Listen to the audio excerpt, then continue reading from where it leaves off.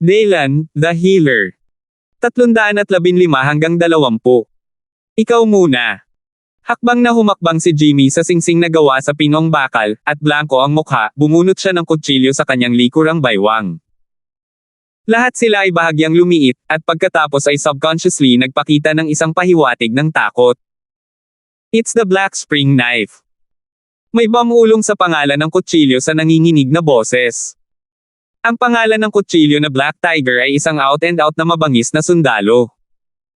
Siya ay nahawahan ng dugo ng ilang likas na powerhouses. Iniyuko niya ang kanyang ulo sa ilalim ng taluktok ng talim nito. Napakaingay ng kanyang pangalan. Hindi ko inaasahan na ilalabas ako ngayon. Naririnig ang bahagyang nag-aalalang bulungan ng mga tao sa tuktok ng bundok, tinitigan ni Jimmy si Denver na may halong kabaliwan at malamig na pagkinang sa kanyang mga mata. Itong klaseng lalaki lang, siya ba ang kalaban ni Jimmy? Biro. Sure enough, ganyan pa rin kayong mga flying leopards. Pinili ni Jimmy ang isang mapanuksong ngiti at dahan-daang sinabi, noon, tila narito ako para tanggalin ang isang taong sobrang may kakayahan. At ngayon, gusto mo bang ulitin ko ang eksenang iyon? Kailangan mong malaman ito. Isang punto, ako, si Jimmy, ay hindi kailanman magpapakita ng awa. Habang sinasabi niya iyon, unti-unting lumabas sa kanyang katawan ang isang nakakagulat na momentum. Isang maputlang itim na daloy ng hangin ang dumaloy sa kanyang mga balikat, pagkatapos ay bumaling sa buong katawan, at sa wakas ang mga mata. Maraming tao ang hindi napigil ang makahinga nang makita ang tagpong ito. Naramdaman ko ang isang mabigat na presyon na dumarating sa aking mukha, nahihirapan akong huminga, at ang aking buong katawan ay hindi komportable. Haha! Ngunit sa sandaling ito, isang mahinang tawa ang lumitaw sa mga tainga ng lahat, at maraming tao ang agad na tumingin sa direksyon na iyon nang hindi namamalayan. Nakita ko si Denver na nakatayo sa singsing na walang ekspresyon sa mukha. Ang mga mata ng demonyong iyon na puno ng mga demonyo ay tila kumikislap ng marahas, ngunit sila ay sinaunang panahon pa rin. Tinitigan niya si Jimmy, ang kanyang mataba na kamao ay bahagyang nabaliw, at biglang isang putok na nakakamanhid na enerhiya ng demonyo ang lumabas sa kanyang katawan. Kaagad, ang mga ekspresyon ng maraming tao ay nagbago ng hindi sinasadya. Dahil sa nakakatakot na antas ng ganoong uri ng momentum, hindi ito mas mababa kay Jimmy, at kahit higit pa riyan. Kaagad, ang mga mata sa tuktok ng bundok ay biglang lumaki, at ang kanilang mga ekspresyon ay medyo komplikado. Sa hindi inaasahang pagkakataon, si Denver ay nakapasok pa lamang sa maagang yugto ng likas, at maaari siyang maging lubhang kapaki-pakinabang at makapangyarihan. Mas nakakagulat lang ito kaysa nagdala si Jimmy ng mabangis na kutsilyo at isang itim na bukal. Ito ba ang pakiramdam? Tanging ang matandang ninuno na si Bale ang hindi nakaiwas sa pagkunot ng kanyang luma at mapupungay na mga mata matapos maramdaman ang nakapanlulumong demonyong enerhiya na nagmumula sa katawan ni Denver, na para bang may naisip siyang isang bagay na nakakagambala. Medyo hindi inaasahan. Gayunpaman, bilang tugon sa lahat ng pagkabigla at pagkabigla sa paligid niya, si Denver ay ganap na hindi narinig, ang kanyang ekspresyon ay walang pakialam, ang kanyang malamig na mga mata ay nakatitig sa kabilang partido na bahagyang nawalan din ng kulay, ang kanyang mabilog na mukha ay ngumisi, at isang demonyong aura ang bumalot. Sa pamamagitan ng paglabas niya, may malamig ding tunog. Hindi ko kailangan na maawa ka, dahil wala kang pagkakataong iyon. Ang bahagyang malamig na tunog ay hamupa, at ang pagkakalog ay tumunog ng bigla. Boom! Tinapakan ni Denver ang talampakan ng kanyang mga paa, at ang lupa ay bitik na nakikita ng mata sa paligid ng lugar na kanyang nahawakan. Pagkatapos ay nakita niya ang kanyang figure na biglang naging isang itim na bahaghari at bumaril. Napakabilis. Dahil sa bilis na ito, lumiit ang mga mag-aaral ng maraming sinaunang mandirigma sa tuktok ng bundok. Dahil nalaman nila na ang mga nagawa ni Denver ay lampas sa kanilang imahinasyon, at hindi nila nakikita ng malinaw ang mga galaw ng isa't isa, o kahit na nakikita lang nila ng malinaw ang after image. Gayunpaman, noong sila ay nalulubog pa rin sa pagkabigla sa kanilang mga puso, ang figure ni Denver ay lumitaw na sa harap ni Jimmy, may malamig na ekspresyon sa kanyang mukha, at pagkatapos ay ang kanyang katawan ay umikot at sumipa palabas gamit ang isang latigo. Parang dragon na umuungal.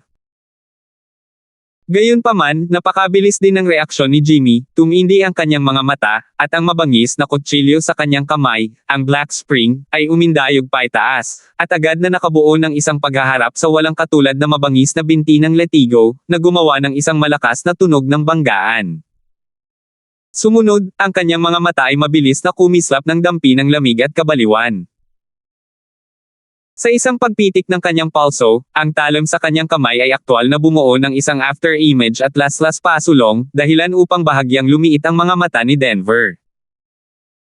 Sa sumunod na sandali, isang putok lang ang narinig, at ang dalawang tao na mahigpit pa ring naglalaban sa larangan ng paningin ng lahat ay hindi alam kung kailan sila naghiwalay. Sinaktan ni Jimmy si Denver, ngunit ginamit ng huli ang isang mahusay koneksyon. Push at take away direktang itulak palayo.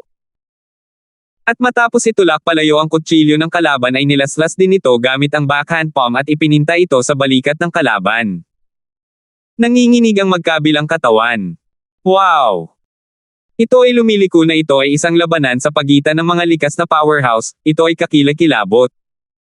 Sa tingin ko kung nasa court ako sa ngayon, malamang hindi ako makakatagal kahit isang galaw. Hindi ba't mas makapangyarihan ang Flying Leopard na si Denver King Patriarch? Sa tingin ko siya ang may kalamangan mula simula hanggang matapos. At pagkatapos ng unang labanan sa pagitan ng dalawang panig, nagkaroon ng kaguluhan, at ang mga tinig ay puno ng mga tao. Pambihirang buhay na buhay. Kasi I have to say that this level of confrontation is really exciting for them, but it almost didn't suffocate them at the beginning. Sa partikular, ang karunungan sa kapangyarihan at ang paggamit ng mga kasanayan sa magkabilang panig ay talagang masasabing umabot na sa rurok ng mga pamantayan, na nakakagulat. Ngunit sa mga oras na ito, tila may kaunting kamay si Flying Leopard, ang ninuno ni Denver, dahil ang kanyang palad ay tila nasugatan sa kanyang kalaban. Nang makita ang eksenang ito, tahimik na nanunood sina Patriarch Bale at Starling Fiona Summer at iba pang likas na powerhouse. Tanging ang matandang mukha ng matandang ninuno ni Evil Dragon Gate Leon ang bahagyang madilim. Tila mahuhulog si Jimmy sa isang dehado. Haha! Ngunit sa sandaling ito, dahan-daang pinunasan ni Jimmy sa singsing ang dugo sa sulok ng kanyang bibig, at pagkatapos ay bahagyang tumunog ang isang madilim at kinakabahang tawa. Inangat niya ang kanyang ulo, ang mga nakakabaliw na matang iyon ay nanunood kay Denver, biglang may isang masama ekspresyon sa sulok ng kanyang bibig tulad ng inaasahan sa Verdugo ng lumilipad na leopard, ang tumatawang demonyo, binaigo ako nito. Gayunpaman, nang bumaba ang kanyang boses, ang mabangis na espada na si Black Tiger sa kanyang kamay ay nanginginig ng walang kabuluhan, at isang malamig na liwanag ang lumitaw. Ito ay kaagad, si Denver at ang mga nakapalibot na powerhouse sa itaas ng kalahating hakbang na likas na kaharian ay hindi maiwasang bahagyang manginig. Sapagkat sa kanilang larangan ng pangitain, ang mabangis na espada, si Black Tiger, ay unti-unting kumikislap ng madilim na kulay, at pagkatapos ay isang mabangis na anino ang umuungal sa taluktok ng talim sa isang ulirat. Ang bagay na ito ay isang magic weapon. Nang makita ito, bahagyang nagbago ang mukha ni Daylan, dahil nakita na niya na hindi pangkaraniwan ang kutsilyo. Hindi ko inaasahan na isa pala itong magic weapon. Hindi ko akalain na may ganito pala talaga sa mundong ito. Denver, magsaya tayo. Tingnan natin. Ngunit nang siya ay malubog sa kanyang panloob na sorpresa, ang bahagyang kinakabahang tawa ni Jimmy ay umalangaw-ngaw na sa mga tainga ng lahat, at nakita niya itong tumangay na parang multo, at lumitaw sa ibabaw ng ulo ni Denver halos sa isang kisap mata, na may isang pamatay na kamay sa kanyang kamay. Ang kutsilyo ay naglaslas ng paalang pababa, na nagdala ng nakakatakot na daloy ng hangin pababa, na naging dahilan upang makaramdam ng kaunting kilabot ang huli. Boom! Boom! Ang espada ni Jimmy ay lubhang nakakatakot, dahil kumpara sa dati, mayroong mas mahiwagang kapangyarihan, at tanging ang mga nasa kalahating hakbang lamang sa itaas ng likas na kaharian ang nakakaramdam nito. Sa makatuwid, ang sitwasyon ni Denver sa oras na ito ay naging medyo masama. Hindi lang niya kailangang pigilan o iwasan ang kutsilyong ito, ngunit higit sa lahat, kailangan niyang hadlangan ang pagguho ng kakaibang kapangyarihan. Ngunit nabigo siya, at ang kanyang buong katawan ay marahas. Ang lupa ay yumanig, at ang isang abnormal na kulay rosas ay namula sa magkabilang gilid ng kanyang mga pisngi, at nang ibukan niya ang kanyang bibig, siya ay lumuwan ng isang subo ng dugo. Ano ang nararamdaman mo ngayon? Nang makita ito, si Jimmy ay tumawa ng galit, at agad na hinabol ang tagumpay, ang anino ng espada ay pumuno sa hangin. Kasuklam-suklam. Kung hindi dahil sa kutsilyong iyon, tiyak na hindi magiging kalaban ni Assistant Instructor Wang ang lalaking iyon. Nang makita ito, si Kapitan Parker na nakatayo sa likod ni Daylan ay hindi napigil ang magsabi ng galit. Dahil ngayon ay makikita na ng lahat na ang mamamatay tao na kutsilyo ang nagpaikot sa sitwasyon. Joke, hindi mo kayang matalo. At pagkatapos marinig ang mga salita ni Kapitan Parker, itinaas ni Leonard ang kanyang leeg na may hitsura ng paghamak, at sarkastikong sinabi, kung hindi mo kayang matalo, huwag kang maiyang magpakita rito. Sino ang hindi nakakaalam na ang itim ang spring knife ay pag-aari ng ating ninuno na si Jimmy ng Swords Hall ay kasuklam-suklam din, may problema ka ba sa iyong utak? Anong sabi mo? Para tumahimik. Biglang pinahinto ni Daylan ang dalawang panig, pagkatapos ay malamig na tumingin kay Leonard, at wala nang sinabi pa. Bagamat medyo kasuklam-suklam ang pamamaraan ng kalaban, at nangingibabaw ang magic weapon, ngunit hindi naman talaga masasabing foul ito, kaya walang kwenta ang laban pa. Anak, matatalo ka yata sa unang laro. Nakaka-disappoint talaga. Gayunpaman, sa sandaling ito, sinabi ni Leon na may malungkot na ngiti sa kanyang mukha. Ang mga mata na nakatingin kay Daylan ay puno ng panunuya. Kung ano ang medyo nabigo, kailangan mo bang itanong? Kahit si Jimmy ay hindi siya kayang talunin. Magkakaroon pa ba siya ng pagkakataong maglaro? Talaga. Kung gayon dapat ay idilat mo ang iyong mga mata ngayon. Nang marinig iyon, natahimik si Daylan ng mahabang panahon, ngunit biglang may gumuhit na mahinang arko sa gilid ng kanyang bibig, at biglang tumaas ang kanyang boses. Ha! Napangisi na lang si Leon, ngunit bago pa tuluyang sumilay ang ngiti sa kanyang mukha, bigla siyang natigilan. Nakita ko na matapos mahulog si Denver sa isang uri ng desperado na sitwasyon sa arena, isang napakalaki at nakapanlulumong demonyong enerhiya ang biglang lumabas sa kanyang katawan, at ang kanyang katawan ay gumalaw kaagad. Pagkatapos, lumitaw talaga siya sa kanang bahagi ni Jimmy sa isang iglap ay nakatiklop, tulad ng mga daliri ng isang espada, at isang malalim na itim na tiyanghong ay namuo. Sa halos kalahating paghinga, ang dalawang varicose na daliri ay talagang naging itim, at isang pumipintig na hininga ang lumitaw, na tumusok sa baywang ni Jimmy. Ito ang Magic Cloud Finger ni Denver. Nang makita ang eksenang ito, maraming tao ang nagpipigil ng hininga. Ito ang stunt ng katanyagan ni Denver, at mayroon siyang magandang reputasyon sa mga ilog at lawa. Masyado mo ba akong minamaliit? Gayunpaman, sa sandaling ito, ang kinakabahang dagandong ni Jimmy ay biglang tumunog sa tabi ng tenga ng lahat. Pagkatapos noon, nakita niya ang kanyang 5 daliri na mahigpit na kakuyom, ang kanyang palad ay nanginginig ng husto, at mayroon ding isang itim na gas na hindi nakikita ng mata na lumilipad palabas, at ang ganong uri ng nakakatakot na pakiramdam, kahit na ang tunay na likas na kapangyarihan tulad ni Fiona Summer, ilang nanginginig ang mga talukap ng mata. Pugot na espada. Sa namamaos na boses, ang nakakatakot na laslas ni Jimmy ay bumagsak sa direksyon ng Demon Cloud Finger ni Denver. At sa itaas ng taluktok ng talim ng mabangis na espada na si Black Tiger, tila may nakakatakot na multo na umuungol. Pum! Agad namang sumabog ang isang mapurol at nakakakilabot na tunog na nagpakiliti sa anit, mga alon na halos nakikita ng mata, na umaalon sa lahat ng direksyon mula sa direksyon kung saan nakatayo silang dalawa. At ang arena sa ilalim ng kanilang mga paa ay nanginginig ng husto, at halos pumutok, ngunit naharang ng isang misteryosong puwersa. Ito ang porma sayo na inayos ng maaga ni Old Ancestor Bale. Sa isang putok, tumayo agad ang lahat ng mga mata ay nakatuon sa gitna ng makapal na usok sa singsing, ang kanilang mga mata ay nag-iinit. Ang laban na ito. Sino ang mananalo? 316. Dapat kong sabihin na kapag ang likas na malakas na lalaki ay talagang binitawan ang kanyang mga kamay at paa upang lumaban, ang eksena ay walang alinlangan na nakakabigla at katekam-takam. Dahil ang mga ripples na ginawa ng matinding banggaan ay sapat na upang paulit-ulit na kiligin ang puso ng mga tao, hindi pa banggitin sa sandaling ito, ang magkabilang panig ng dalawang likas na maagang yugto ng kabilang partido ay nagpakita ng kanilang mga kasanayan sa housekeeping at mga stunt sa ilalim ng kahon. At ang eksenang ito ay walang alinlangan na nabigla sa puso ng lahat ng naruroon. Ang Magic Cloud Finger ni Denver ay ang kanyang sikat na stunt at pinakamalakas na suporta.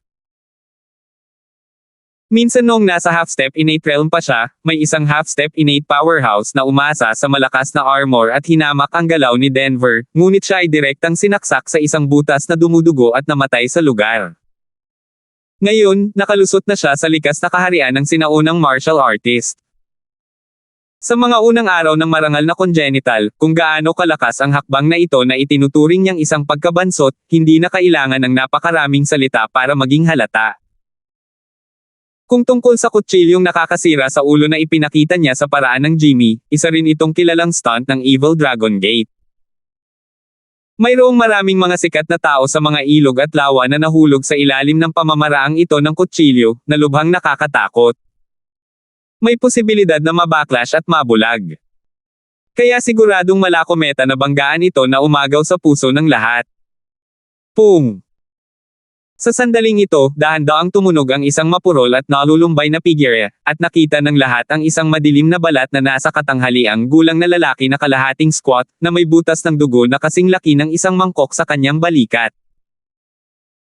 Ang mga taong iyon sa Dao ay hindi naiwasang magbago ng kanilang mga ekspresyon, at ang kanilang mga mata ay hindi namamalayan, Duan, ninuno ni Duan. Dahil ang dark-skinned middle-aged na lalaki ay ang sinaunang martial artist ng kanilang Evil Dragon Pool Evil Dragon Gate, si Jimmy. Hi! Pwede bang? Biglang narinig ng mga sinaunang mandirigma sa paligid ng arena ang sunod-sunod na tunog ng aircon. Ito ay hindi lamang dahil sa pinsala sa balikat ni Jimmy sa mga oras na ito, na mukhang medyo nakakatakot, ngunit higit pa dahil ganito ang hitsura niya sa ngayon, hindi ba? Nawala. Bilis, tumingin ka dyan. Ngunit sa sandaling ito, may biglang bumulalas at itinuro ang kabilang bahagi ng singsing na nanginginig ang mga mata. Sa nakakasilaw na usok, malabong nakitang nakatayo doon ang isang mabilog na figure. Bagamat tila wala itong kakaiba, ang problema ay ang lupa sa ilalim ng kanyang mga paa ay nalagyan ng dugo sa ilang sandali. Matingkad na pula, napakasilaw. Deputy Instructor Wang. Si Kapitan Parker at ilang miyembro ng Flying Leopard Elite ay biglang nagbago ng ekspresyon at sumigaw. Maging ang mukha ni Daylan ay bahagyang naging malungkot, at pagkatapos ay iniunat niya ang kanyang kamay at kumaway. Hu!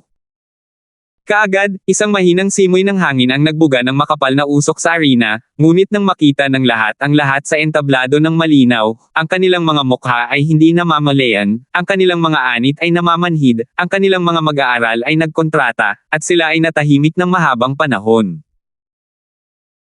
Nakita ko si Denver na nakatayo sa singsing na may kalmadong mukha, ngunit sa kanyang kanang balikat, mayroong isang napakalalim na kutsilyo, 12 ng sentimetro ang haba, mula sa balikat hanggang sa maliit na braso, ito ay mukhang ganap na mas mahalaga kaysa sa talatang iyon. Ng Jimmy. At hindi ito ang pinaka-nakakatakot na bagay. Ang pinaka-nakakatakot ay nasa sugat sa kanyang kanang braso, ang mga mag-aaral ay naninikip, at may mga maliliit na itim na agos ng hangin na kumikiliti sa mata, tulad ng mga uod.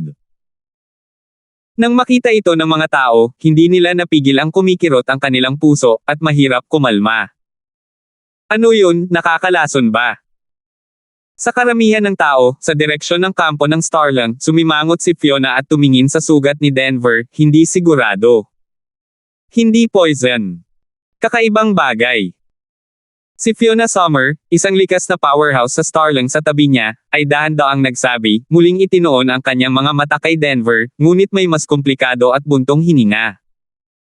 Hindi madaling harapin ang mga kakaibang bagay. Sa arena, si Jimmy, na nakangiti, ay tinakpan ang butas ng dugo sa kanyang balikat, habang ang kanyang kinakabahan, maging ang iskarlate na mga mata, ay nakatitig kay Denver. Haha! Pinunit niya ang kalahati ng kanyang damit upang matakpan ang sugat, at pagkatapos ay isang kinakabahang pagngisi ang lumabas. Tumingin siya kay Denver at malamig na sinabi, na may kalahating ngiti ngunit hindi nakangiti, kayong mga flying leopards ay walang kinabukasan, kung ano ang mangyayari, at ngayon ay nakatadhana na maging ganoon. Hindi ka naniniwala. Dati, pero ngayon, naniniwala ka na ba? Ang kanyang ngiti ay walang awa at malupit, dahil alam na alam niya kung gaano nasaktan ang kabilang partido sa sandaling ito. Dapat mong malaman na ang pangalan ng mamamatay tao na espada na si Black Tiger sa kanyang kamay ay hindi basta-basta tinawag, ngunit nasa kanya talaga ang kapital na iyon. Sinasabing ang mabangis na kutsilyong ito ay hinukay ng pangalawang master ng kanilang Evil Dragon Gate sa isang mass grave na inilibing sa isang sinaunang dinastiya. Maaaring maisip na ang masamang espiritu sa kutsilyong ito ay mabigat kahit na ito ay isang congenital powerhouse. Ito rin ay napaka-resistant, pabayaan ang pagsalakay sa katawan sa kasalukuyang sitwasyon. Haha! Gayunpaman, ang hindi inaasahan ng lahat ay si Denver, na napakalubhang nasugatan, ay hindi man lang tumingin sa kanyang mga sugat, ngunit sa halip ay tinitigan ang mga balikat ni Jimmy na may malademonyong mga mata, at biglang ngumisi at sinabing, Yuyudon, hindi ko talaga akalain na natanggap mo na lahat ng magic cloud finger ko ng ganito, tama. Anong ibig mong sabihin? Nang marinig niya ang mga salita, biglang nagbago ang ekspresyon ni Jimmy, at hindi niya namamalayan na pinagsabihan, ngunit natigilan siya bago lumabas ang mga salita. Kaagad pagkatapos, ang sugat na ibinalot niya sa kalahati ng kanyang damit ay nanginginig, at ang madilim na pulang dugo ay pumiga tulad ng isang asterisk na pumutok, at sa isang putok, isang malaking pool ng madilim na pulang malapot na dugo ang lumitaw sa lupa, na nagpapalabas ng pagkahilo. Nakakasilaw na baho. Seize! Nang makita ang eksenang ito, ang lahat ng naruroon ay hindi napigil ang matigilan at mukhang kilabot. Ito, anong nangyayari sa kanila? Damn! Sa labas ng arena, tiningnan ni Leon ang eksenang ito ng may malungkot na ekspresyon. Hindi niya inaasahan ang ganoong resulta. Na ang Demon Cloud Finger ni Denver ay may kakilakilabot na kapangyarihan. Matapos makaranas muli ng ganoong mabigat na pinsala, ang mukha ni Jimmy na orihinal na namumula sa pananibik ay namutla na ngayon, at ang kanyang katawan ay nanginginig ng mahina. Pagkatapos nito, pinunasan niya ang kanyang bibig gamit ang panginginig ng kanyang kaliwang kamay at 5 daliri, itinaas ang kanyang ulo, tinitigan si Denver na may malungkot na mga mata, at sinabi sa malamig na tono, anong ginawa mo? Anong ginawa ko? Actually wala lang. Sayang lang ang kamay mo. Tumitig si Denver sa kabilang panig, paos ang boses, ngunit puno ng ngiti ang mabilog niyang mukha. Napakayabang ng lalaking ito na hindi niya mapigilan. Hahampasin siya ng malakas. Wow! Ano? Nawalan ng kamay. Nang marinig ito, si Leon at Gate at ang iba pa ay tumayong lahat na nakasimangot, na may matinding ekspresyon sa kanilang mga mukha, at maging ang mga mata ng lahat maliban kay Leon ay medyo nataranta. Kung tutuusin, alam ng lahat na umaasa sila sa kanilang mga kamay para kumain, at kailangan nila ng kutsilyo. Sila ang pinakamagaling sa espada. Ngunit ngayon ang kabilang partido ay talagang nagsabi na ang ninuno ni Jimmy na si Duan ay nawala ng kamay. Kung totoo man ito, hindi ba't ang lakas ng ninuno ni Duan ay bagsak dahil dito? Hahaha. Ngunit sa sandaling ito, ang kinakabahang tawa ni Jimmy ay biglang tumunog mula sa arena, at ang tawa ay dumadagandong. Nakita ko ang kanyang malungkot na mga mata na nakatitig kay Denver, nakangiti ng ligaw at nagsasabi, matagal na akong hindi nakakakilala ng isang taong kasing interesante mo, at nawalan ako ng kamay. Bueno, ngunit mabibili ko ito sa iyong buhay. Mayroon akong isang kamay, at hindi ako naliligaw. At sa sandaling magsalita siya, ang mga tao sa paligid ng arena kalahating hakbang sa ibaba ng likas na kaharian ay hindi maiwasang matigilan sa pagkagulat, isang buhay, isang kamay. Ano ang ibig sabihin nito? Hindi masyadong nakakagulat para sa malalakas na lalaki na may katutubo na kalahating hakbang pataas na marinig ang mga salita, at lahat sila ay tumingin kay Denver na may masalimuot na tingin. Pagkatapos ng lahat, ito ay napakalubhang pinsala, at ang mabangis na aura ay tila sumalakay sa kanyang katawan. Napakahirap talagang makarecover sa ganoong matinding pinsala. Napakalinaw ni Denver tungkol dito sa kanyang puso, bumantong hininga lang siya ng palihim, ngunit hindi siya nagpakita ng anuman sa kanyang mukha, at ang eksenang ito ay hindi maipaliwanag na mas hindi maipaliwanag. Whoosh! Ngunit sa sandaling ito, isang itim na anino ang tumawid sa isang kamangha-manghang bilis, na pumasok dito mula sa labas ng arena sa isang iglap. At ang bilis ng anino ay napakabilis na kahit ang karamihan sa mga taong naruroon ay hindi tumugon, at sa susunod na hininga, lumitaw ang anino sa gilid ni Denver, na ang katawan ay medyo naninigas. Sa kanyang mga balikat, General, punong instructor. Sa wakas ay nakita ni Denver kung sino ang paparating, at dahan-daang sinabi. Relax, okay lang. Gayunpaman, ang figure ni Daylan ay parang flat sa kanyang tainga. Bahagyang nanginginig si Denver, at pagkatapos ay nakaramdam siya ng mainit na puwersa na hindi maipaliwanag na lumitaw sa sugat sa kanyang kanang braso mula sa itaas hanggang sa ibaba, ilang tingting, ilang pangangati, at ilang hindi maipaliwanag. Sa madaling salita, hayaan siyang espiritu ito ay tila bumalik. Medyo biglang. Nagawa niya talagang itaboy ang masamang espiritu ng mamamatay tao na espada. Nang makita ang eksenang ito, bahagyang nagulat si Patriarch Bale, nakatingin sa likod ni Daylan na may ulirat.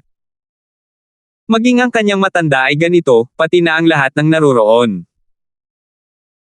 Nakita ko si Fiona Summer, ang likas na powerhouse ng Starlang, na may bahagyang nakabukang cherry na bibig, at ang ekspresyon sa kanyang maselang mukha ay medyo nanginginig.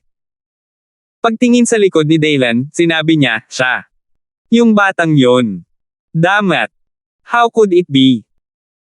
Tungkol sa ninuno na si Leon, ang reaksyon ay partikular na matindi, na may matandang mukha na parang lantang balat ng puno, marahas na nanginginig sa lahat ng oras, at ang kanyang mga mata ay labis na madilim. Dapat mong malaman na bilang mga may-ari ng mamamatay tao na sundalong si Black Tiger, syempre may karapatan silang magsalita, at alam nila na ang sandata ng pagpatay na hinukay mula sa isang libingan ng pangalawang may-ari ng Knife Dock noong taong iyon ay gaano ito kakilakilabot, at kung gaano kabigat ang masamang espiritong nahawahan nito.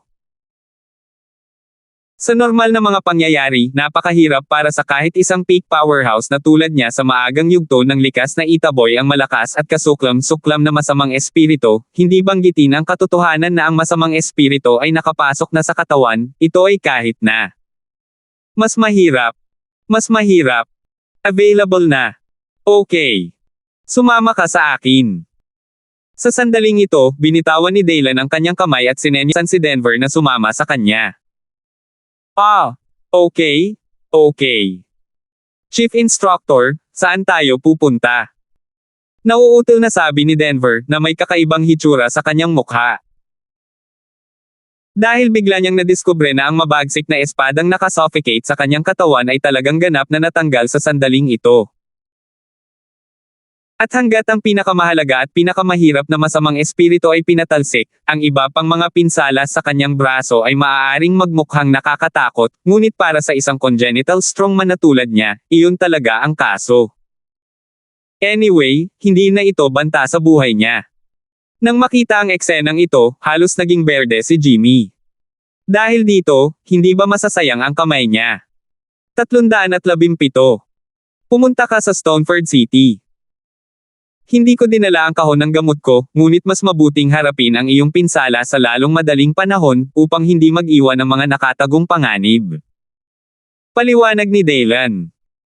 Nang marinig iyon, medyo na-refresh si Denver at naalala na bilang karagdagan sa pagiging nominal na punong instructor ng kanilang Flying Leopard, si Daylan ay tila isang doktor.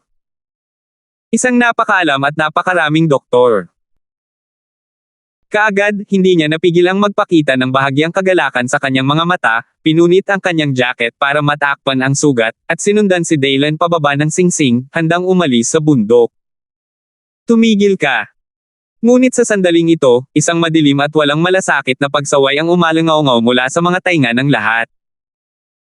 Kahit na nakita ko ang lumang mukha ni Leon sa Evil Dragon Gate, hindi ko alam kung kailan ito ganap na madilim. Sa mga mata, may tumitibok na malamig na liwanag at malamig na kulay, na nakatitig kina Daylan at Daylan na may masamang tono. Hindi pa tapos, so gusto mo nang umalis. Kaagad, isang pumipintig na pinipigilang aura ang bumalot sa kanyang katawan, na para bang may bahid ng kakilakilabot na bagay sa kanyang buong katawan, dahilan upang ang lahat ay hindi maglakas loob na tumingin sa kanya, na medyo nakakatakot. Halatang galit talaga ang matandang ito sa mga sandaling ito. Kung tutuusin, marami silang natalo sa labanang ito. Sa unang bahagi ng bagong panahon ng innate, si Jimmy ay biglang inalis ng kalaban, na katumbas ng mula ngayon, ang kalsada, ay karaniwang masisira dito, at ang kanyang lakas ay babagsak. Mas masahol pa kaysa dati. At ang gayong pagkawala ay lubhang hindi katanggap-tanggap kahit para sa kanila ng Evil Dragon Gate, ito ay mas masakit kaysa sa pagputol ng laman. At ang dahilan kung bakit hindi siya kumilos ng marahas noon ay dahil sa akala niya ay patay na si Denver. Ang pagpapalit ng isang kamay para sa isang buhay, bagamat medyo masakit pa, ay nasa loob pa rin ng katanggap-tanggap na saklaw, ngunit ngayon, ang sitwasyon ay biglang lumiko ng husto. Ang batang iyon ay talagang maalis ang masamang espiritu sa mabangis na kutsilyo. Kasabay ng kanyang pagkabigla at pagkagulat, ang kanyang mga mata ay namumula, ang kanyang buhok at balbas ay bukas sa galit, at ang nakakatakot na enerhiya sa kanyang katawan ay bumuhos tulad ng isang pagsabog ng bulkan, na malabo na sumasalamin sa kanyang lumang mukha, na lubhang kakilakilabot. Dahil kung hindi namatay si Denver, ang braso ni Jimmy sa Evil Dragon Gate ay aalisin ng walang bayad. Half an horse truce, babalik tayo kapag pupunta tayo. Gayunpaman, si Daylan ay masyadong tamad na bigyang pansin ang matandang lalaki sa oras na ito, at naglakad pababa ng bundok nang hindi lumilingon. Mukhang takot ka talaga. Tumatakas ka ba? Ngunit sa sandaling ito, muling tumunog ang malamig na boses ni Leon, at mahina niyang sinabi, kung natatakot ka, aminin mo na lang ang pagkatalo. Nang marinig na huminto ng kaunti si Daylan, at pagkatapos ay nakita niyang huminto ang paningin ng lahat, lumingon siya, hindi namamalayan ang hinlalaki at hintuturo ng dalawang kamay, at isang pares ng maitim na mata na kasing linaw ng salamin ang tumawid. Matalas. Matanda, ilang taon ka na ba? Nilalaro mo lang ba itong mga third-rate tricks na hindi pwede sa mesa? Napatingin si Daylan sa isa't isa, ngunit may bahid ng panunuya sa gilid ng kanyang bibig, sabi. Wow! Sa sandaling lumabas ang mga salitang ito, nagkaroon ng kaguluhan sa madla, at maraming tao ang tumingin kay Daylan ng may pagtataka at kakaibang tingin. Pagkatapos ng lahat, iyon ang ninuno ni Leon. Ang sikat na masamang bituin sa mga ilog at lawa, ang likas na powerhouse ng Evil Dragon Gate, isa sa 4 na nakatagong gate ng marangal na Lingnan Mountains. At ito pa rin ang rurok ng likas na maagang yugto. Kahit na mayroon kang talento at kakayahan, ngunit ikaw ay nasa ganitong ugali. Maglakas loob kang makipag-usap sa isang peak powerhouse sa maagang katutubo sa ganoong tono, hindi ba ito ay isang masyadong mayabang, masyadong sarili? Matuwid. Anong sabi mo? Nang marinig iyon, ang mukha ni Leon ay sobrang pangit din sa oras na ito, sobrang asul. Hindi niya inaasahan na ang isang binatang tulad ni Daylan, na hindi karapat-dapat na banggitin sa kanyang mga mata, ay maglalakas loob na maging mayabang. Ito ay simpleng hindi pagbibigay pansin sa kanyang Leon. Damn! Hindi ko alam kung ano yon. Anong sabi ko, bingi ka at hindi nakakarinig? Simula ngayon, pagkatapos ng kalahating oras na tigil-tigilan, babalik tayo kapag pupunta tayo. Humph!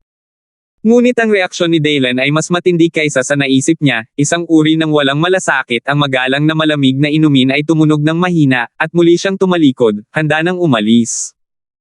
Sabi mo, tigil-tigilan.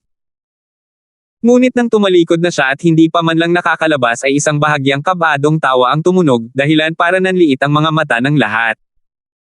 Bahagyang huminto ang mga yapit ni Daylan. At ganoon din kay Denver sa likod niya. Para naman sa lahat ng naroroon, nang marinig nila ang panunuya, karamihan sa kanila ay hindi namamalayan na tumingin sa direksyon kung saan nanggaling ang tawa. Sa gitna ng singsing, nakatayo doon si Jimmy na may maputlang ekspresyon na tumatakip sa kanyang sugat, ngunit ang kanyang mga mata ay puno ng nanginginig na kabaliwan. Bahong mabaho, punta mo ako sa gilid honestly. Walang makakapigil sa kanyang mamatay ngayon, gusto ko siyang patayin. Tinitigan niya si Denver gamit ang isang pares ng mga mata, at umungal ng medyo baliw at kinakabahan. Daan. Malinaw, ito ay ang pagkamuhi ng kanyang sariling braso na inaalis, na nakaukit sa kanyang puso at tumago sa utak ng buto. Nang marinig ito, ang mga ekspresyon ng lahat ng naruroon ay bahagyang abnormal. Hindi ko inaasahan na darating si Shitai sa ganitong yugto. Ang kanilang mga aksyon ngayon ay hindi tulad ng isang uri ng pagsusugal, ngunit ang mundo ay tila lumala. Hindi pa tapos ang sugal natin, kaya hindi ka makakapunta ngayon, ituloy mo. Malungkot na sabi ni Leon. Aminin namin ang pagkatalo sa unang laro. Nang marinig ito, sumimangot si Dylan Meng at sinabi. Aminin ang pagkatalo.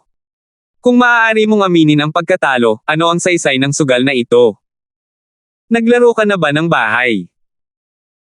Ngunit bigla itong sinabi ni Jimmy, umuungal na kinakabahan, dahilan upang marinig ng lahat ang mga salita at hindi mapigilan ang kanilang mga mata. Lumiit. Ano ang ibig niyang sabihin dito? Nang ang lahat ay malubog sa kakilakilabot na kahulugan ng pangungusap na ito, isang matandang boses ang mahinang umalangaw-ngaw, na nagsasabing, ito ay isang labanan lamang ng mga espiritu, kung ito ay masyadong malaki, ito ay hindi maginhawa upang tapusin. Ano sa palagay mo? Si Old Ancestor Bale ang nagsabi nito mismo. Natural na napansin niya na ang kasalukuyang sitwasyon ay tila medyo masama, at ang ilang mga tao ay may mga intensyon na pumatay. Ngunit kung ito ay talagang umabot sa antas na iyon, ito ay talagang napakahirap na tapusin, at ito ay labag sa orihinal na layunin ng kanilang Lingnan Mountain Martial Arts University. Salungat na sukdulan. Kaya naman sinabi niya ito ng personal, umaasang maaalala niya ang isa o dalawa. Masyado nang nag-alala si Kuya Bale. Anong masama sa pagtatapos? Ngunit ang madilim na boses ni Leon ang nagbigay ng sagot sa lahat. Oo. Sa kanilang katayuan at lakas ng paglilinang, ano ang maaaring magkaroon ng masamang wakas? Dahil punit-punit na ang mukha, diretso na tayo. Gusto niyang makita, ilang beses kayang tumalon sa harap niya ang dalawang musmos na bata na kakapasok lang sa innate early stage, si Leon. Sa pag-iisip nito, ikinawin niya lang ang kanyang daliri kay Denver, tinitigan siya sa sobrang madilim na tono, at sinabing dahan-dahan, makapangyarihan ka, at ako ang susunod mong kalaban. Paglabas nila, nagkagulo ang mga tao. Si Denver ay malubhang nasugatan at hindi na makalaban, ngunit sinasadya niyang ipagpatuloy niya ang paglalaro. At nakikipag-away pa rin ito sa kanya sa peak of the innate early stage. Hindi ba malinaw na gusto niyang pumatay ng tao? Sa makatuwid, hindi lamang ang mga ekspresyon ng nakapaligid na madla ang nagbago pagkatapos marinig ito, ngunit kahit na sina Fiona Summer, Bill Lauzo at iba pa ay hindi maiwasang pikitin ang kanilang mga mata, at ang kanilang mga ekspresyon ay bahagyang kakaiba. May mga tao, parang walang hiya talaga. Ngunit sa sandaling ito, isang malamig na bulungan ang biglang umalangaw-ngaw sa tenga ng lahat. Aso dong. Ang matandang mukha ni Leon, na puno ng mga tupi at lantang balat, ay nanginginig ng husto, at ang kanyang maputik at madilim na mga mata ay sumabog sa isang mabangis na tingin. Gayunpaman, sa susunod na sandali, ang hitsura sa kanyang mukha ay biglang natigil. Biglang nagbago ang kanyang kalooban, lumiit ang kanyang mga mag-aaral at galit na sumigaw, "Stop, stop." At sa sandaling binibigkas niya ang mga salitang ito, tila nararamdaman ito ni Jimmy, na puno ng kabaliwan sa entablado. Boom! Iyon ay, sa sandaling napansin niya ito, nakita niya ang isang itim na anino na may kamangha-manghang bilis na lumitaw sa tabi niya, mula sa malayo hanggang malapit, sa isang iglap, ay tinangay. Ang eksenang ito ay lubos na nagpabago sa kanyang ekspresyon. Kaya lang, masyadong mabilis ang takbo ng figure, at ito ay ganap na hindi inaasahan, hindi banggitin na hindi siya makakatakas sa sandaling siya ay malubhang nasugatan. Sa susunod na sandali, isang bahagyang malamig na batang mukha, kasama ang isang malaking kamao, ang malakas na nabasag sa kanyang katawan sa gitna ng takot sa kanyang mukha. Boom! Ang mapurol na tunog na parang bitek ng lupa ay umasim sa pandinig ng lahat, at ang lahat ay nakatitig sa tanawin sa mga mata na natulala. Sa arena, ang isang binata na nakaitim na sando ay malabo na malabo, at ang kanyang buong katawan ay hindi nakikita ng mata, ngunit ramdam na ramdam niya ang aura na nagpakiliti sa kanyang anit. Sa katawan ni Jimmy na takot na takot. Ito. Lahat ay napatingin sa tagpong ito ng may pagtataka. Maging sina Starlong Fiona Summer at Patriarch Bale ay walang kamalay-malay na kumisap ng liwanag sa kanilang mga mata, nakatingin sa binata na nasa singsing na may bahagyang hindi paniniwala at pagtataka. Boom!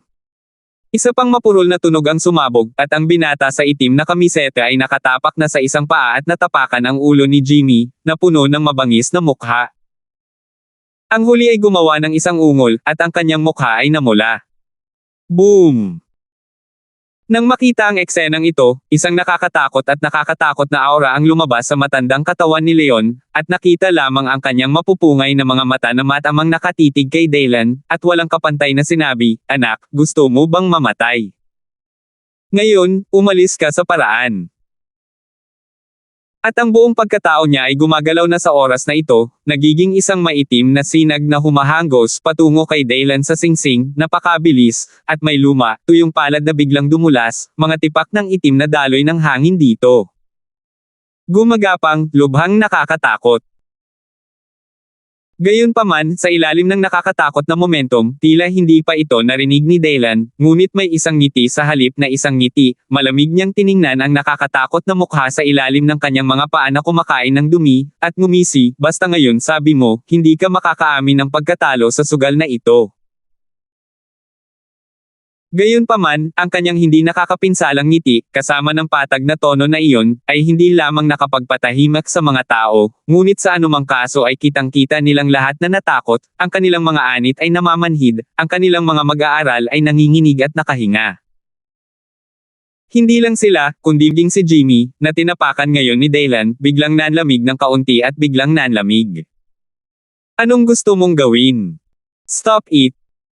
Kahit si Leon ay narinig lang ito, ang tono nito, hindi niya napigil ang mapatalon sa gulat, biglang lumiit ang kanyang mga pupil, at agad siyang napasigaw sa galit. Ngunit pagkatapos, ang kanyang maputik at matatandang mga mag-aaral ay biglang nanlamig kasunod ng isang eksenang nakita niya sa kanyang larangan ng paningin. Itinaas ni Dylan ang kanyang kamay at tinadtad ng malakas. "Dahil hindi mo maamin ang pagkatalo, simulan na natin ang pagpatay. Mga walang hiyang bagay." Sa nanginginig na larangan ng paningin, tumalsik ang dugo sa susunod na sandali. 318. Biglang tumahimik ang Stoneford, na parang nagyelo kahit ang hangin sa sandaling ito. Halos lahat ay napatingin sa arena na gawa sa pinong bakal na may takot sa kanilang mga mukha. Ang isang nasa katanghaliang gulang na lalaki na may matipunong mukha sa hindi makapaniwala, sa kanilang larangan ng paningin, ay unti-unting lumiit at nahulog sa arena. May bahagyang mapurol na tunog, ngunit ang tunog ay tila tinamaan ng husto ang kanilang mga puso, dahilan upang sila ay biglang nanliit ang kanilang mga mata at nakahinga ng mabilis. Ito. Si Vincent, Kapitan Parker at marami pang iba ay nakatitig ng walang laman sa eksenang ito, tinitingnan ang patay na katawan ni Jimmy, na hindi maiwasang manginig, ang kanilang mga mata ay puno ng hindi paniniwala at takot. Oo, dapat mong malaman na ito ay si Jimmy. Ang mga inapo ng pinakanamumukod tanging mga disipulo ng nakaraang henerasyon ng Evil Dragon Gate ay umabot na ngayon sa taas ng pagiging likas. Gaano karangal at kataas ang kanilang katayuan. Pero ngayon, pinatay na talaga siya ng kung sino. Kaagad, halos lahat ay napalunok ng kanilang laway na may mahirap na ekspresyon, at pagkatapos ay tumingin muli sa singsing, nang bumalik ang binata na nakaitim, ang kanyang mga mata ay puno ng takot at hindi makapaniwala. Ito, gaano katapang ang lalaking ito.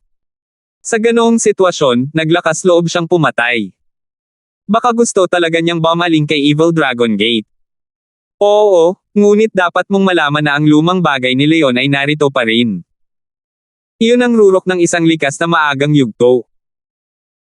Para sa magkapatid na Zon na nagkaroon ng lakas ng loob na guluhin si Dylan noon, ang kanilang mga mata ay malabo na sa sandaling ito, at maging ang mga mata ni Hogging ay napuno ng matinding takot sa sandaling ito. Sa muling pagtingin kay Dylan, ang kanyang mga mata ay puno ng matinding pagkabalisa at panginginig.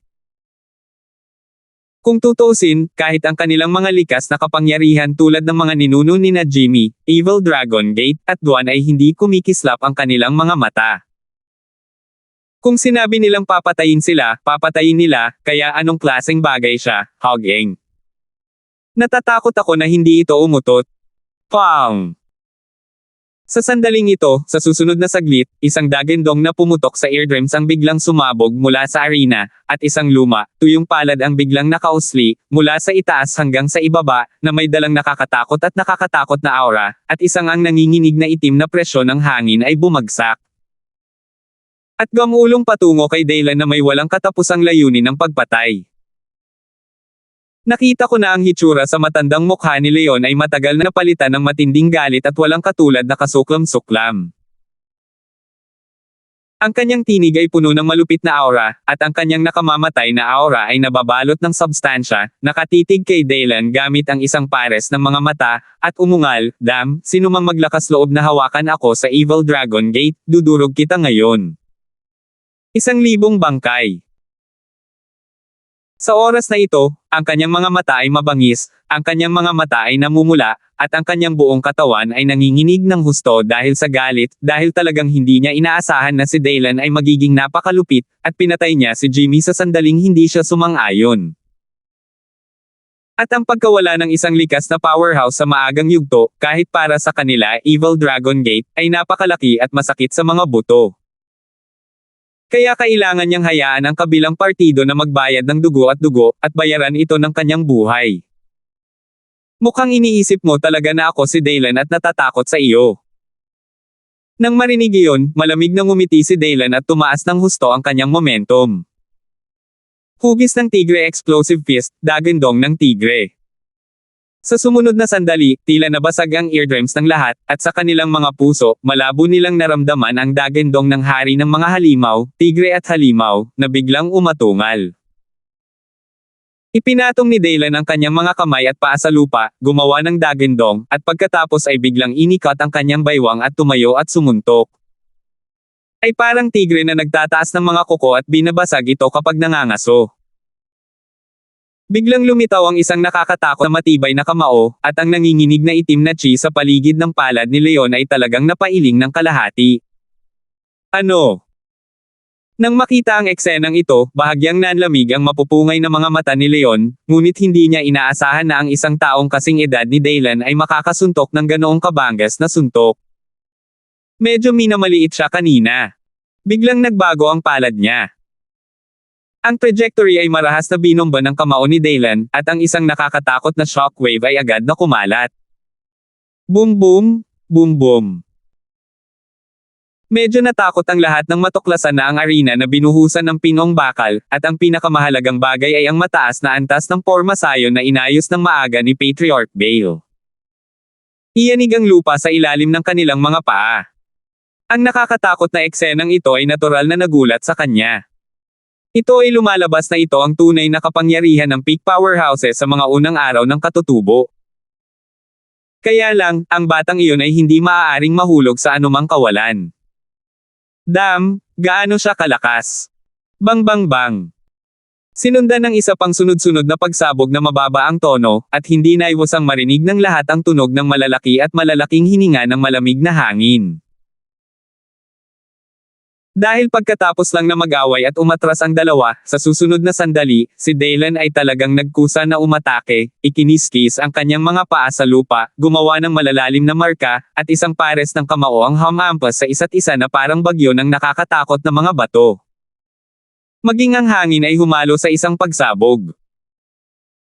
Na sinundan ng isa pang putok, marahas na sumipa si Dylan, na tinamaan ang mga brasong nagtatanggol sa kalaban na kasing bigat ng bato, dahilan upang mapaatres ng 7 o 8 hakbang ang huli. At nang makita ang eksenang ito, maging si Fionn Sommerman, ang likas na powerhouse sa Starlang, o ang nakakatakot na matandang tulad ni Patriarch Bale, lahat sila ay nabigla sa eksenang ito. Hindi ko inaasahan na ang isang binatang tulad ni Dylan ay magiging napakalakas, pati si Leon ay pinigilan niya. Sa muling pagtingin sa arena, pagkatapos sipay ni Dylan ang kalaban, hindi siya humahabol, ngunit tinitigan ang kalaban na may ekspresyon sa kanyang mukha, at hindi nagsalita, ngunit ang kanyang momentum at ekspresyon ay medyo malamig. Dahil punit-punit na niya ang mukha, natural na hindi na niya kailangang maglikot at magpanggap na isang eksena. Sino ang nagsabi sa kabilang partido na napakawalan GA? Hehe. Napakagaling, napakagaling. Sa kabilang bahagi ng arena, yumuko lang si Leon, tinapik ang bahagyang maduming mangga sa kanyang mga braso, at pagkatapos ay tumaas ang tono nito. Itinaas niya ang kanyang ulo, ang malabo at madilim na mga mata na iyon ay nakatitig kay Dylan, at sa wakas ay nagkaroon ng marangal na pagbabago-bago.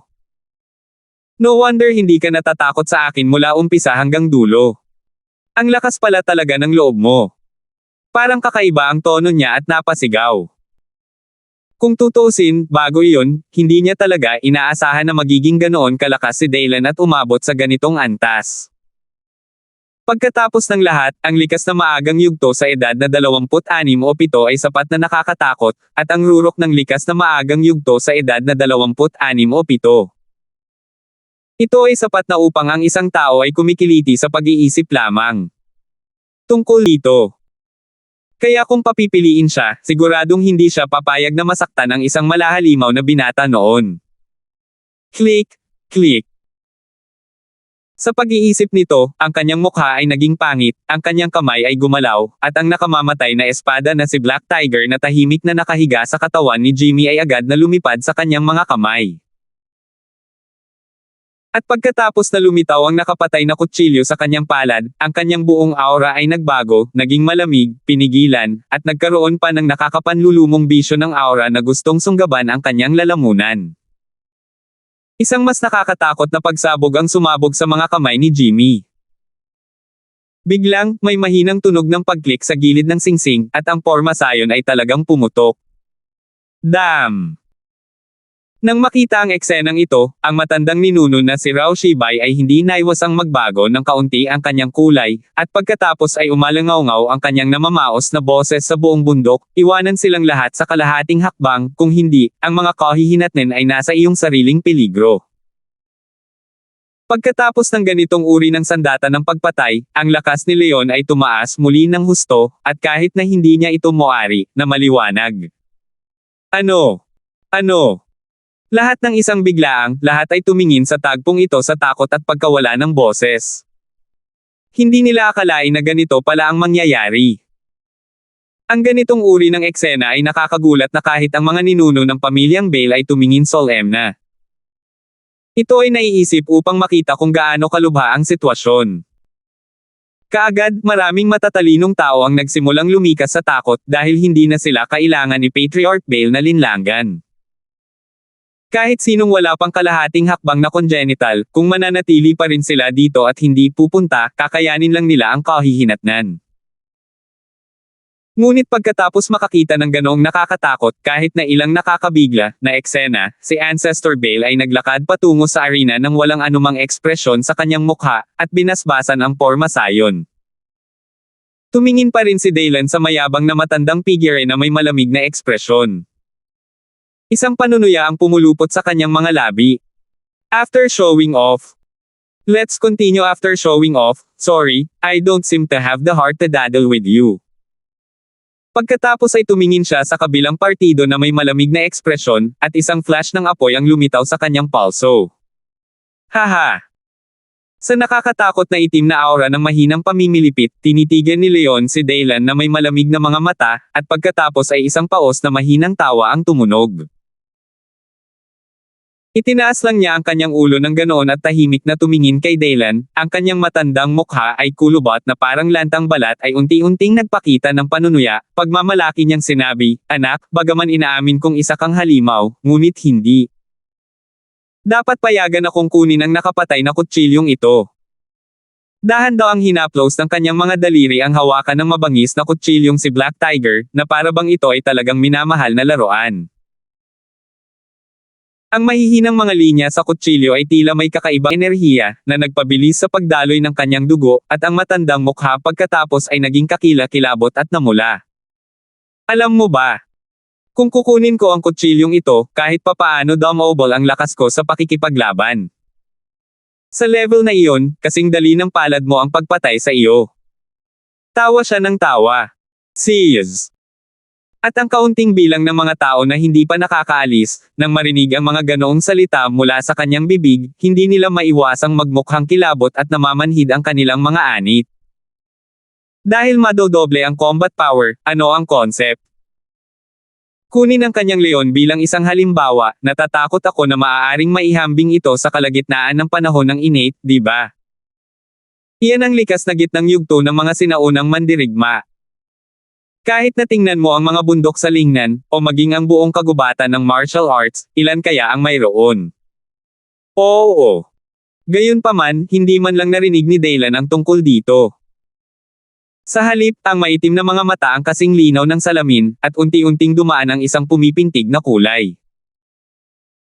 Sinundan niya ang mga sulok ng kanyang bibig na nakakurbada, tumangala sa isa't isa, at malamig na ngumiti, kung talagang mayroon kang kakayahan, pagkatapos ay subukan ito. Maliliit na chops, ayon sa gusto mo. Ngunit nang marinig niya ang mga sarkastikong salita at tono ni Daylan, ang matandang mukha ni Leon ay biglang naging asul, at sa isang iglap ito ay lubhang madilim, ang kanyang dibdib ay nag-alab ng galit, at isang malakas at kamangha-manghang masamang espiritu ang sumunod mula sa kanyang nanginginig na katawan. Natakpan mula sa gitna, ang mga layer ay tumaas. Ngayon, dudurog ko ang bangkay mo sa 10,000 piraso. Siya ay naging isang itim na ilaw at sweep out. 319. Boom! Hawak ng matanda at tuyong kamay ni Leon ang mabangis na espada na si Black Tiger. Laban sa background ng nakakapanghinang anit na masamang espiritu, ang nakakatakot na aura ay lumabas mula sa kanyang payat at hubog na katawan. Sa itim na bukal ng mabangis na kutsilyo, isang kakaibang anino ang pumipihit na parang mga kuko at mga kuko, na nagparamdam sa mga tao na hindi namamalayan na may ilang balahibo na tumatayo. Itong kutsilyo. At si Daylan ay nakatingin sa kutsilyo, at hindi napigilan ng kanyang maitim na mga mata ang isang malakas na kakaibang kulay. Bagamat matagal na niyang nakikita na hindi simple ang kutsilyo, tiyak na ang mga magsasaka sa mundo ng mana ang maaaring magpanday ng mga kayamanan, ngunit ngayon ay medyo nakakatakot pa rin ang pagbabago-bago ng kutsilyo, kahit na ito ay isang magic weapon. Sa mga nakakatakot na artifact ng antas na iyon, natatakot ako na hindi ito maituturing na karaniwan. At sa sandaling ito, ang leon na iyon ay umatake na gamit ang isang mabangis na kutsilyo, isang dampi ng malamig na turbulence ang nasa tuktok ng Tyrant Peak, at ang nakasusuklam na enerhiya ay sumugod sa kalangitan na lubhang nakakatakot. Don't think that you can act recklessly if you have some talent. In my eyes, you are actually just a little trouble to solve. Ilang beses ka kayang tumalon. Sa kakilakilabot na pag-atake ng hangin at ulan, Leon ang malamig na panunuya ay tumunog ngayon, na may hitsura ng paghamak. Totoong kamangha-mangha ang talento ni Daylan sa kanyang edad, ngunit kung tutuusin, napakabata pa niya at hindi pa lumalaki. Sa mga mata niya, konting problema lang ang lutesin, ano ba? Oo. Madalang na marinig iyon, hindi tumutol si Daylan sa pamamagitan ng matatalas na salita, ngunit iyong maitim na mata na kasing linaw ng salamin, unti-unting pumuputok sa pagpintig, at unti-unting kumulo ang dugo sa katawan. Hanapin ang batong tumatalas. Na matagal na niyang gusto, ngayon, parang nakuha na niya ang wish niya. Kung gayon, tingnan mo kung mabibigo kita. Sa sumunod na sandali, isang bahagyang ngiti ang gumuhit sa gilid ng kanyang bibig, at pagkatapos ay isang malakas at marahas na alon ang biglang umalangaw-ngaw sa kanyang buong katawan, biglang nanikip ang kanyang mga kalamnan, at ang kanyang mga mata ay mabangis. At sa sandaling ito, isang hindi maipaliwanag na matalim na aura ang tumaas at lumundag sa kalangitan. Hugis agila ng kamao, pinupunit ang mga gintong kuko. Nakita ko na hindi alam ni Daylan kung kailan nabaluktot ang kanyang katawan sa kakaibang posture, bahagyang yumuko ang kanyang katawan, ang isang kamay ay inilagay sa likod ng kanyang katawan, nanginginig ang kanyang 5 daliri, at unti-unting nagunat, na parang isang agila sa kalangitan ang lumitaw sa puso ng mga biglang tao. Ang sigaw na palm unit sa langit. Pinunit ito ng kuko. Para bang ang agila ay mayabang na bumibiktima sa kanyang biktima, at ang kanyang mga kuko ay maaaring makapunit ng ginto at bakal. Whoosh! Bahagyang nanliit ang mga mata ni Leon, nakatingin sa matatalas na kuko ni Daylan na sumipol, biglang hinigpitin ng kamay niya ang mabangis na kutsilyong si Black Tiger sa kamay niya, at nang matapakan niya ang talampakan niya, naging marahas ang kanyang pigire. Boom! Biglang tumunog ang isang nakakatakot at nakakabinging sagupan sa sumunod na sandali. Kung ito man ay ang Old Ancestor Bale sa gilid ng ring, o si Starling Fiona Summer at ang iba pa na nakatayo sa malayo, ang kanilang eardrums ay tila nanginginig ng matindi sa sandaling ito. Ang pakiramdam na iyon ay hindi komportable. Tapos nakita ko yung dalawang figure sa ring biglang sumabog at umatras sa dalawang direksyon. Hawak ni Leon ang mabangis na espada na si Black Tiger na may malungkot na mga mata, tumingin kay Daylan at malamig na sinabi, "Ito ang lakas mo. Hindi mabata. Pindutin mo. Tik, tik." Sa kabilang banda, si Daylan sa kabilang bahagi ng singsing ay walang ekspresyon, ang kanyang mga mata ay kumikislap, ang isang kamay ay bahagyang nakasabit sa kanyang baywang, at ang ilang patak ng dugo ay dahan-daang bumaba mula sa kanyang mga daliri. Gayunpaman, pagkatapos ay yumuko siya ng bahagya at marahas na nagwales, at isang mabangis at nangingibabaw na ligaw na aura ay muling bumulwak sa kanyang katawan, tulad ng hari ng mga halimaw na bumababa sa bundok, ang kanyang mga kamao ay parang mga palad ng tigre, dala ang momentum ng mga bundok. Nahulog ng husto, explosive fist tigre hugis, tigre etengal. At ang suntok na ito ay mas nakakatakot kaysa sa nauna, at maging ang hangin sa paligid ay nayanig. Sa paligid ng katawan ni Leon, ang nanginginig na itim na daloy ng hangin ay tila nakatagpo ng isang bagay na kakilakilabot, nakakabaliw na struggling, na naglaho sa karamihan nito. Ang suntok ay tumama sa ulo ng kalaban. Bitek. Nakataas ang kilay ng matandang Ancestor Bale sa gilid ng singsing, dahil nabasag na naman ang forma sayon. I don't know what the so-called trifles are. Courting death. Makikita na ang matandang mukha ni Leon ay wala pa rin kahit katiting na takot o solemnidad.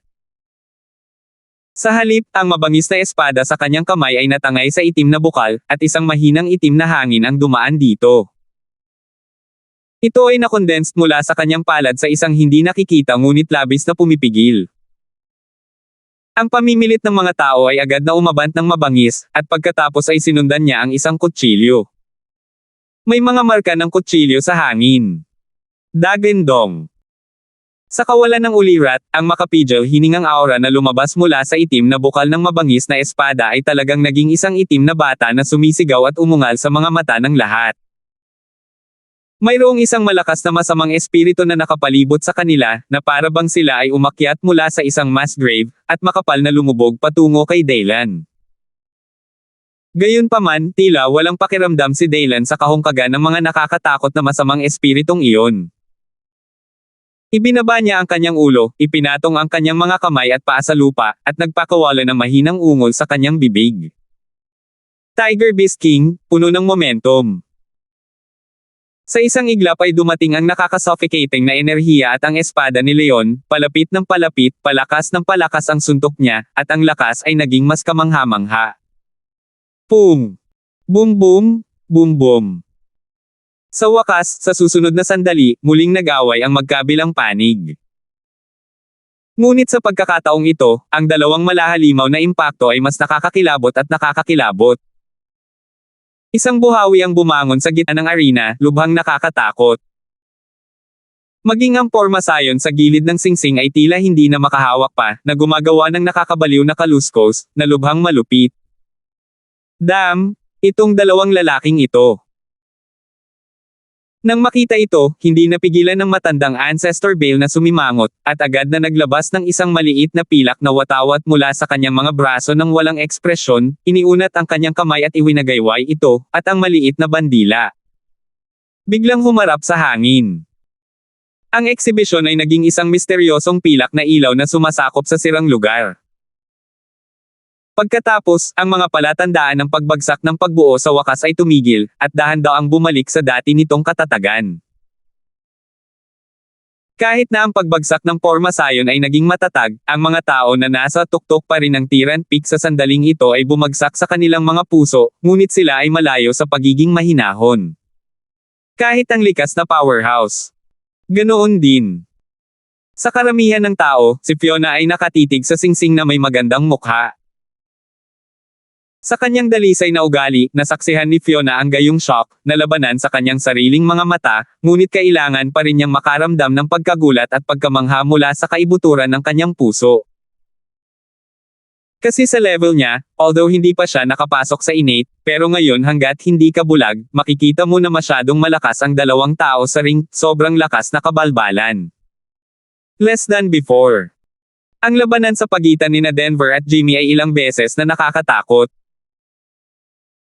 Ngunit habang ang kanyang puso ay labis na nabigla, ang dalisay at magagandang mata na iyon ay hindi maiwasang hindi malay na tumingin sa batang figure na nakaitim sa singsing, bahagyang wala sa isip.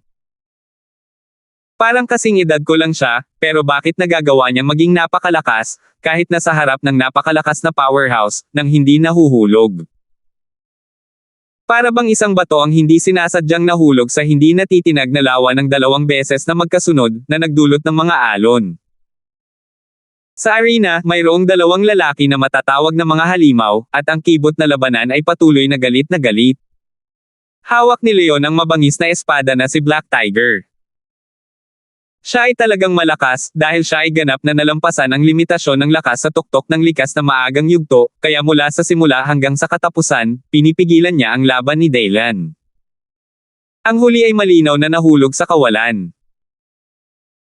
Pagkatapos ng isa pang paglaslas kay Daylan, hinisyon ni Leon ang kanyang kulubot na matandang mukha, ang kanyang mga mata ay puno ng panunuya, nakatingin kay Daylan at sinabing, hindi ka ba naging matigas ang ulo ngayon? Paano na ngayon?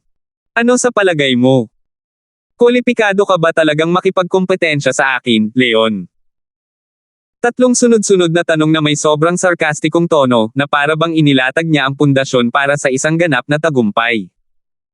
Pero siguro maliban kay Daylan, iniisip ng iba. Dahil si Leon na may hawak ng mabangis na espada na si Black Tiger ay napakalakas, kahit na medyo mapangahas, maihahambing sa mid-innate powerhouse, sinong makakalaban sa ganitong uri ng lakas?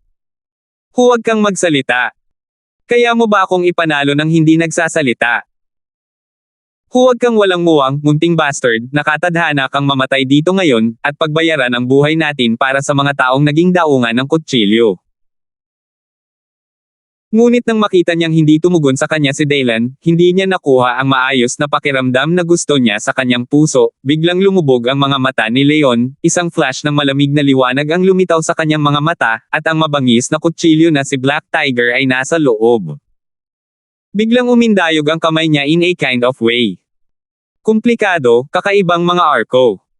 Ito ang wave chain knife ng Evil Dragon Gate. At nang makita ang ganoong uri ng swordsmanship, bahagyang nagbago ang ekspresyon ni Fiona Summer. Sinasabing mayroong 11 espada sa kabuuan, at kahit isang burol ay maaaring putulin sa kalahati kapag ipinakita ang kadena, na sapat na upang ipakita kung gaano kalakas ang pamamaraan ng espada na ito. Kahit na ang mga likas na powerhouse na may kanyang background ay medyo bawal. Nagbago ang kulay. Mukhang handa na talagang pumatay ang kabilang partido. Little bastard, I think you can follow up with my surging chain knife.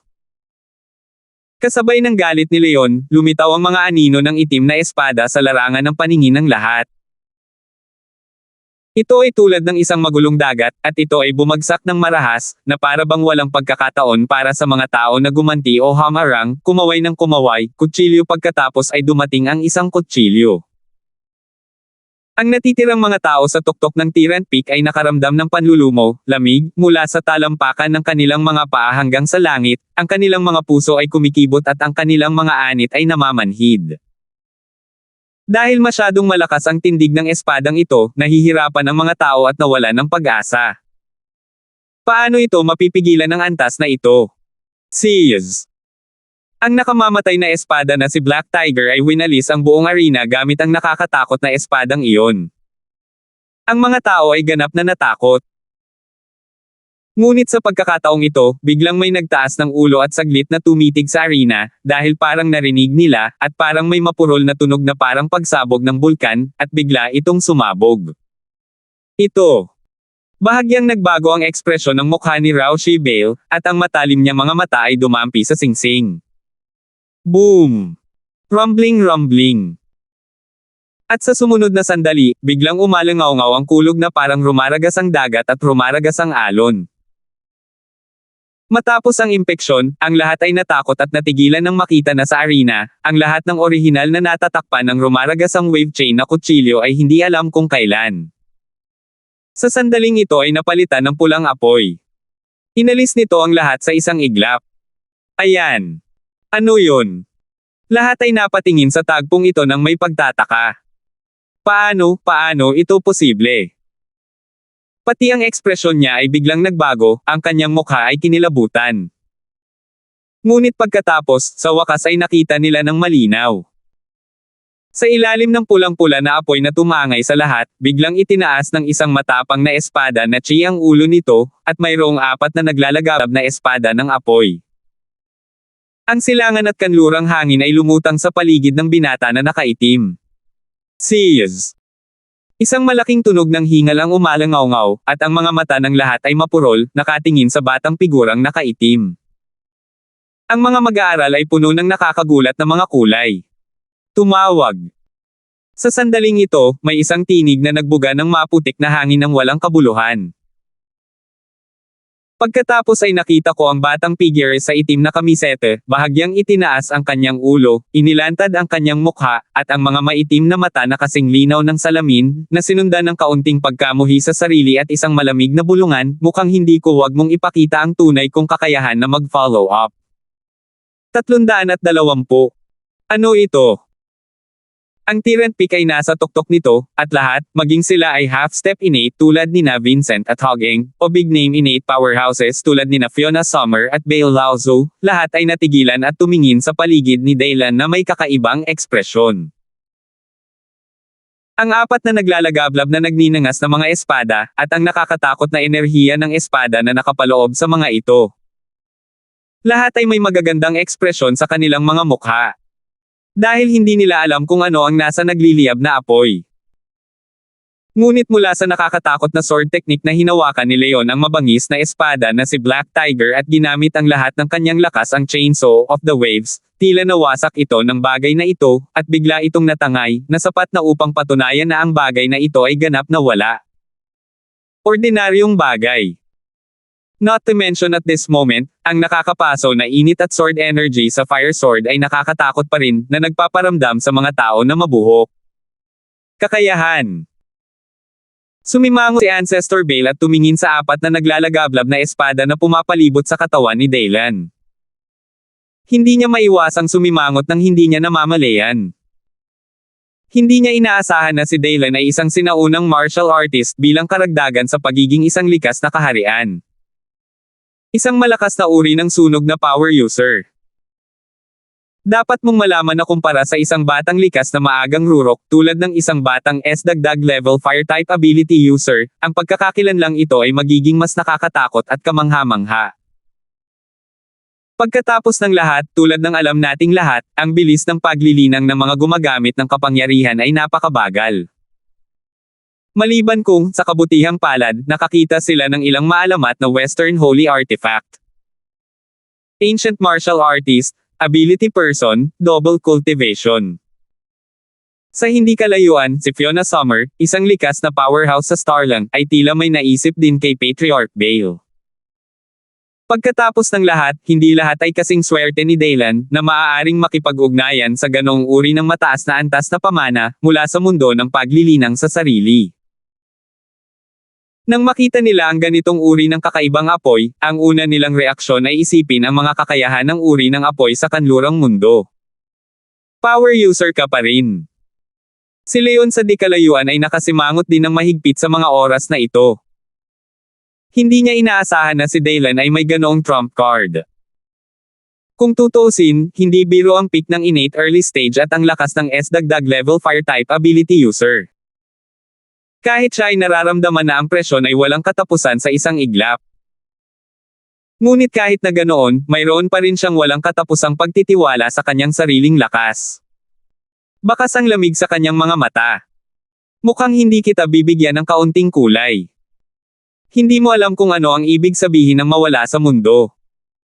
Sa tingin mo, gaano kalakas ang mga dayuhang demonyong iyon sa kanluran? Sinundan siya ng isang ungol, at ang kanyang katawan ay napuno ng nakakatakot na kumikislap na enerhiya ng demonyo. Si Black Tiger, ang nakapatay na kutsilyo sa kanyang kamay, ay parang sickle hook ng isang multo, mabilis na parang itim na kidlat, at humampas kay Daylan na may after image. Ito ay isa pang makapangyarihan at nakakatakot na sword technique, at hindi bababa sa maaari itong mag-rank sa nangungunang 5 sa pinakamakapangyarihang sword technique sa Evil Dragon Gate. Malinaw, hindi na siya nang ahas na maliitin si Daylan. Ginawa ko na ang best ko. Kakayahan. Huwag nating kalimutan ito. Pero ganoon din ang ibabalik ko sa iyo. Sa katunayan, may mga tao sa labas ng mga tao, at may mga langit sa labas ng langit. Sa gitna ng 4 na naglalagablab na espada, bahagyang itinaas ni Daylan ang kanyang ulo, at ang maitim na mga mata na kasing linaw ng salamin ay unti-unting lumilitaw na kulay pula, at pagkatapos ay nakita niyang biglang ibinato ang kanyang mga kamay. Ang 4 na sanyang True Fire Swords na si Chi ay lumapot sa kanyang kamay, at ito ay naging kristal ng nagninangas na tibak. Nang ang naglalagablab na sword crystal ay bumangga sa mabangs na espada na Black Spring, isang nakakatakot na nagninangas na init ay agad na pinakawalan. At ang nakasusuklam na aura sa mabangis na espada na si Black Tiger daw ay tila nakakita ng isang natural na kaaway na nagpupumiglas, at baliw na nagwawala. Biglang, ang matalas na enerhiya ng espada na nakatago dito, ay sumalakay sa katawan ni Leon kasama ang talam, at ang anghuli ay biglang namutla. Baguhin. Kanya. Nang makita ang eksenang ito, ang lahat ng naruroon ay hindi napigil ang magpakawala ng hangin. Paanong ang apoy na iyon, ang enerhiya ng espada na nakapaloob dito, ay nagtataglay ng gayong kakila-kilabot na kapangyarihan. Puff! Ang tunay na enerhiya ng apoy na nilalaman ng Three Young's True Fire Sword Chi Theory ay talagang napakalakas, at ito ay nagkataon na ang kaaway ng mga pag-iral tulad ng mga masasamang espiritu. Kaya't nang ang mainit na espada na Chi ay bumangga sa nanginginig na itim na Chi, ang huli ay nagsimulang bumagsak ng walang limitasyon, at maging ang isang makapal na natutunaw na tunog ay sumabog sa hangin, na napakasakit. At sa sumunod na sandali, isang mahinang apoy ang tumalon kay Leon, parang tarsal bone, at ang huli ay biglang sumigaw. Puff! Isang bibig ng dugo ang bumulwak mula sa kanyang bibig, tulad ni Jimmy dati, ang kutis sa kanyang mukha ay biglang namula dahil sa pananibik, at naging walang katapusang pamumutla. Isang pares ng malabo at matandang mata ang napuno ng takot at pagkabigla sa sandaling ito. Dahil hindi niya maisip kung bakit ang supernatural na apoy ni Daylan ay maaari maging napakasama, at maging ang masamang espiritu na dala ng mabangis na espada na si Black Tiger ay mabilis na nasunog. Alamin na hindi pa ito nangyari. Ito ay isang sinaunang sandata ng pagpatay na hinukay mula sa isang libingan ng masa. Pero ngayon, bakit nangyayari ito? Si Rao ay si Leon na nagkaroon ng pagkakataong manalo tulad ng dati, at naisip na siya ay hindi matatalo. Sa sandaling ito, hindi niya napigilan ang biglang pag-uga ng napakalaking alon sa kanyang puso. Ang matandang mukha na iyon, na parang lantang balat, ay napuno ng emosyon na tinatawag na takot. Talagang hindi niya inaasahan na biglang babalik sa dati ang sitwasyon. Ginagawang hindi niya magawang sandutin ang kanyang kamay. Dahil kahit ang isang sinaunang mandirigma na may dual cultivation ability, isang peak innate early stage plus isang S dagdag level ability na tao, ay hindi maaaring maging labis, tama. Upang malaman ang kanyang kasalukuyang lakas, ngunit ito ay maihahambing na sa gitnang yugto ng innate. Pero, bakit ganito? Mukhang oras na para kumilos ako. Sa sandaling ito, ang malamig na boses ni Daylan ay tumunog sa tuktok na singsing ng Tyrant Peak. Kaagad, humakbang siya pasulong, at ang naglalagablab na mga kristal ng espada ay namuo mula sa 4 na Three Young True Fire Sword Chi sa kanyang kamay ay marahas na nag-alis ng nakakatakot na nakakapasong init, pati na rin ang isang kahangahangang Sword Chi. Agad na natakot ang lahat nang makakita ng parang agos, ang kulay ng pulang-pula na nagniningning na may apoy, na sumugod patungo kay Leon, na lubhang nakakabigla. At sa lahat ng ito, si Rao ay si Fiona Summer, isang likas na powerhouse mula sa Starlang, na hindi maiwasang makaramdam ng kaunting anit na manhid at ang kanyang magagandang mata ay nanginginig. Kasi in her opinion, parang fully qualified na siya para ilibing siya. Hindi ko maisip kung paano naging malakas ang binatang iyon dahil isa lang itong halimaw. At ang mga mata ni Leon ay hindi kumukurap sa sandaling ito, at ang kanyang mga mata ay nakatitig sa mainit na agos na dumadaloy patungo sa kanya. Kaagad, ang kanyang matanda at lantang lalaki ay kinuyam ang mabangis na kutsilyo sa kanyang kamay, si Black Tiger, dahil hindi siya naniniwala dito. Hindi ako naniniwala na ako si Leon, isang marangal na peak powerhouse sa unang bahagi ng innate, at ngayon ang kanyang combat power ay maihahambing na sa middle stage na innate, at siya ay matatalo sa kamay ng isang simpleng 20-something binata. Dapat mong malaman na si Leon ay nasa martial arts sa loob ng maraming dekada. Kapag binanggit ang kanyang pangalan, sino ang hindi masindak, sino ang hindi matatakot? Bakit siya matatalo? Huwag! Hindi siya matatalo. Little bastard, pinilit mo ako. Kunin mo. Sa sumunod na sandali, ang malabo at matandang mga mata ni Leon ay nagpakita ng masamang tingin, at pagkatapos ay hinayaan niya talaga ang masamang aura sa itim na bukal ng nakapatay na espada sa kanyang kamay na gumulong sa kanyang katawan. Biglang nagbago ang iba't ibang ekspresyon niya at naging baliw. Agad na pinisil ang nakakatakot na aura. Leon, nababaliw ka na ba? Nang makita ang eksenang ito, hindi napigilan ng matandang ancestor Bale na iprito ang kanyang anit ng mabangis. Walang pag-aalinlangan niyang iwinagayway ang kanyang kamay at nabawi ang lahat ng mga bandilang nagbabantay sa paligid ng arena. Kasabay nito, ang kanyang figure ay biglang umatras. Let's go! Let's go! Mamamatay na siya. Kasabay nito, ang Starling Fiona Summer at ang iba pang likas na powerhouse ay napakabilis at mabilis na lumikas. Dahil alam nila ang ugat ng mamamatay tao na espada, at napakaraming masasamang espiritu ang nakabaon dito, at ang pagpasok ng ganoong uri ng bagay sa katawan ay walang alinlangan na humihingi ng dead end. Ngunit kailangan kong aminin na sa ganitong paraan, sa maikling panahon, ang kanyang kapangyarihan ay maaabot ang rurok nito sa isang iglap. Baliw! Hindi ako baliw. Originally, ang matanda ko ay hindi nabuhay ng mahabang panahon. Ngayon nakakalagkad na ako ng ganyang maliit na halimaw para ilibing ako. Hindi ako talo, hahaha. Tumayo ka. Sa edad na pala niya ay alam na niyang hindi na siya magtatagal sa buhay kaya imbes na mamatay na lang siya sa katandaan ay may magagawa pa siyang makabuluhan. Ganito na lang ang pagkalagkad ng batang halimaw na tulad. Daylan, para ilibing siya kasama niya, hindi niya talaga nararamdaman na may kawalan. Sa susunod na sandali, may bakas ng kalupitan sa kanyang nakatutuwang matandang mata, at pagkatapos ay isang nakakatakot na malamig na liwanag ang dumaan, hinawakan niya ang mabangis na kutsilyo na si Black Tiger at umungal. Little bastard, subukan mo ulit itong kutsilyong galing sa akin. Ito ang pinaghirapan ko para makapag-perform. Forbidden art, the earth dragon opens the mountain. Dagendong. Biglang, isang hindi kapani-paniwalang napakalaking nakakasuffocating na aura ang tumalsik na parang dragon sa lupa sa pamamagitan ng puwersa ng kutsilyo at ng itim na bukal ng mabangis na kutsilyo. Biglang nabasag ang iron casting arena sa ilalim ng kanyang mga paa. Lumitaw ang ground fissure sa harap ng lahat, at sa malayo at nakakagulat na mga mata ng lahat, bumangga ito sa agos ng apoy na sumabog. Boom! Boom! Dumadagindong.